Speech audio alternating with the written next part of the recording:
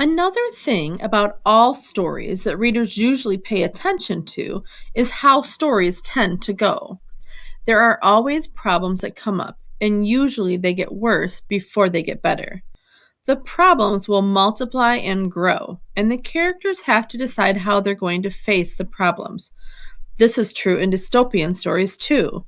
And a lot of times the problems are huge. They're bigger than one or two characters, and they'll require a whole community of people to solve. We can look out for how problems are getting worse and think about how the characters will choose to solve them. Star Blossom touches a knife with her nose, pushes it toward Barbara with one lilac hoof. "You're not done yet," Top Girl says. "Now the voice. You have to take away her voice." "But I already cut off her wings and her horn." Barbara throws her arms around Sunny's neck. "Two of the three. That's what you said." "That's the cutting out, yeah," Top Girl says. "That's what you do to be one of us." But the ponies pick their own friends, and that costs too. Star Blossom tosses her violet mane. For the first time, Barbara sees that there is a scar shaped like a smile on her throat. All the ponies have one. "I can't," Barbara tells the other girls, Top Girl, Star Blossom, and Sunny. But even as she cries until her face is caked with snot and tears, she knows she's going to. When she's done, she picks up the knife and pulls herself upright. Sunny stands up beside her on trembling legs. She looks very small without her horn, her wings. Barbara's hands are slippery. She tightens her grip. Readers, what problems are coming up or getting worse? How are the characters dealing with them? Take a minute to think about these questions and prepare yourself for the end of the story. We're going to read to the end now. And as you get to the ends of any stories, you know there are things you often think about, like how characters have changed, how problems are solved. In dystopian fiction, those are all important. But you can also be on the lookout for how characters might challenge or break some of the rules and customs of the world. That happens a lot in dystopian fiction, and it's worth noticing when it happens. Look out for that as we finish the story. "No," Sunny says suddenly, "not even for friends, not even for you." And Sunny spins and runs for the fence in a gallop as fast and beautiful as a real pony's. But there are more of the others, and they are bigger. And Sunny doesn't have her wings to fly or her horn to fight. They pull her down before she can jump the fence into the woods beyond. Sunny cries out, and then there is nothing, only the sound of pounding hooves from the tight circle of ponies. The other girls stand frozen. Their blind faces are turned toward the ponies.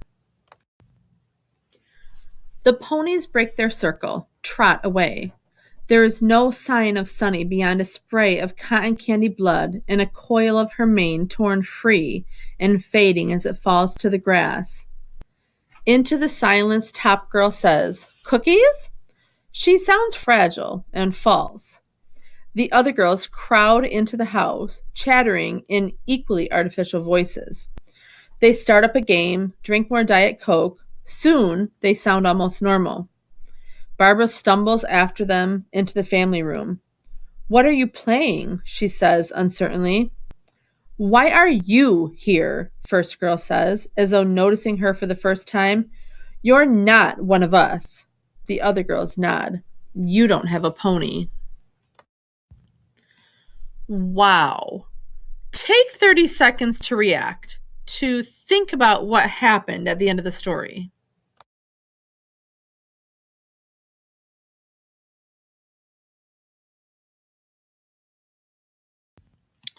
Has the initial shock of this disturbing ending worn off?